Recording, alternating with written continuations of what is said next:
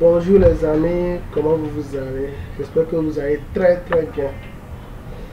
Ok, aujourd'hui, comme toujours, je viens toujours répondre aux questions de mes chers collègues, amis et surtout aux amoureux du langage Windef.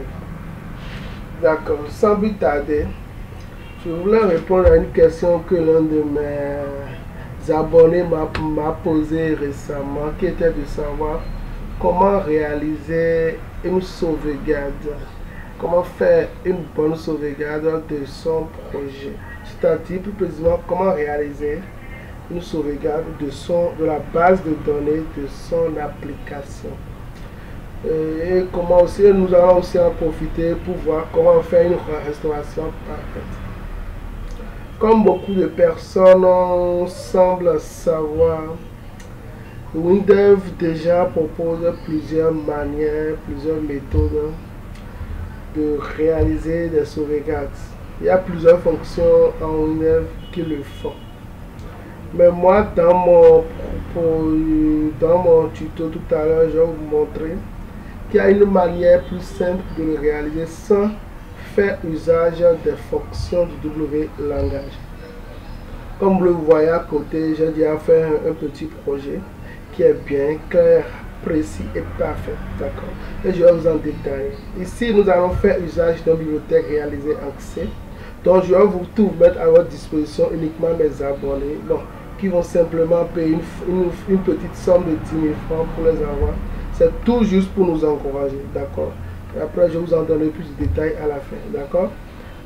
Ok, sans plus tarder, comment réaliser une sauvegarde parfaite?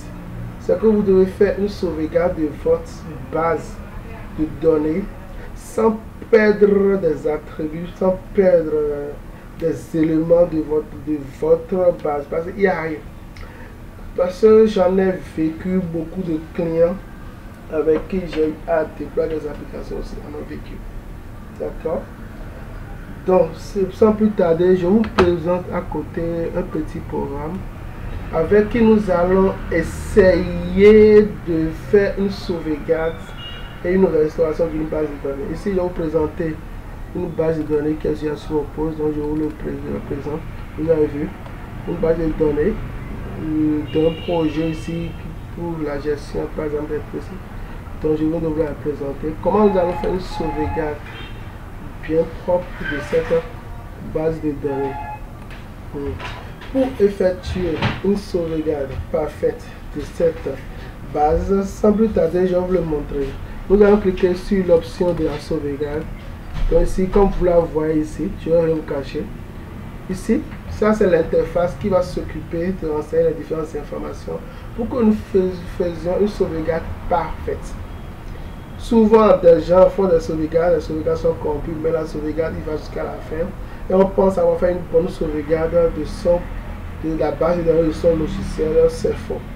Il y a beaucoup, moi, je ne fais pas usage des fonctions que Windows propose pour faire la sauvegarde, ni la restauration de mes projets. Oui, je ne fais pas, je vais vous en montrer. C'est très simple.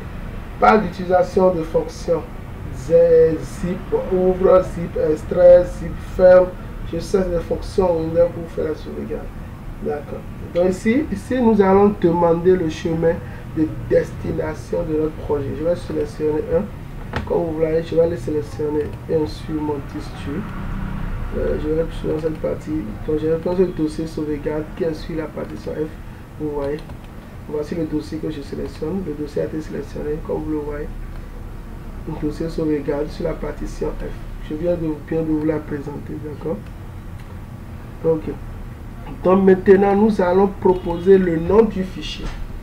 Le fichier que nous allons sauvegarder, quel est le nom que nous devions en proposer? Ici, nous allons proposer le nom LCF, c'est-à-dire que le fichier que nous allons sauvegarder, nous devions le nommer. Donc, nous allons choisir un nom par défaut. Ici, c'est LCF qui va comporter les attributs date et heure à la fin. D'accord? Donc, sans plus tarder, ici, le champ mot de passe. C'est-à-dire que ce fichier sera crypté. doit comporter un mot de passe pour des raisons de sécurité. Donc la restauration aussi doit comporter un mot de passe. Donc puisque ici c'est pour vous montrer une démonstration de comment ça s'effectue, je vais pouvoir, on va choisir 1, 2, 3, 4, 5, le mot de passe 1, 2, 3, 4, 5. Ici nous n'allons pas c'est des informations ici parce que ça j'ai utilisé pour le cas de la restauration. D'accord. Donc comme je disais, une fois que c'est fait, nous avions la base de notre projet, nous avions la destination du fichier de sauvegarde. Ici, nous pouvons proposer plusieurs formes de compression de la sauvegarde, soit en 7Z, soit en zip, soit en RAR. Il y a plusieurs extensions de compression. Pour plus de sécurité, comme j'ai dit, la bibliothèque que j'ai conçue est faite en C. Donc je vais vous montrer tout ça, comme je disais. Donc ici, nous allons simplement démarrer la compression en cliquant sur le bouton valider. Comme vous le voyez, notre sauvegarde commence. Vous avez vu ici, vous avez automatiquement les différents fichiers en cours de sauvegarde. Le pourcentage, les erreurs probables, le nombre de fichiers et toutes ces informations. Vous avez même les informations sur la taille des fichiers. Donc une fois que c'est fait, souvent ça se fait aussi en arrière-plan avec la fonction F5 que nous utilisons ici pour notre programme. Donc vous voyez, c'est un projet qui prend le temps qu'il faut. Comme indiqué, vous venez de voir que la sauvegarde vient d'être effectuée avec succès. C'est à vous de la manier le code source comme bon vous semble si on est concerné. Donc nous irons dans le dossier sauvegarde. Donc voici la sauvegarde LCF, ça c'est la sauvegarde du jour. Vous avez mis SF 2024 6.5. Donc vous voyez c'est bien là 6.5. 12 à 12 heures, c'est l'heure du système. Comme vous avez vu, toutes les infos sont bien là. Donc comme je vous ai présenté, tout est bien là et clair. Donc votre sauvegarde va être effectuée. Donc nous allons vérifier si vraiment ce fichier est protégé. Donc je vais vous la présenter. Ce fichier est bien protégé. Donc nous sentons le mot de passe et nous essayons de l'ouvrir. Vous avez vu.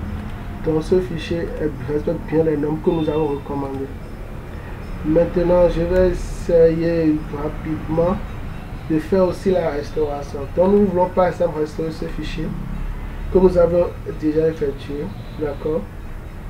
Donc, je vais voir. Donc, ici, c'est très simple. Je vais le faire dans un second vidéo. D'accord. Pour ne pas peser sur la taille de la vidéo. Donc, pour ceux qui sont intéressés par le code source, c'est simplement un montant forfaitaire de 10 000 francs. Uniquement pour mes abonnés et toute autre personne désirée, c'est simplement mes à disposition des débutants. D'accord. Donc ne vous inquiétez pas, je vais vous montrer aussi la vidéo sur comment restaurer efficacement de façon parfaite votre base de données, très simplement. Donc le code source est à votre disposition pour uniquement ceux qui sont intéressés. N'oubliez pas de vous abonner et je vous dis à bientôt.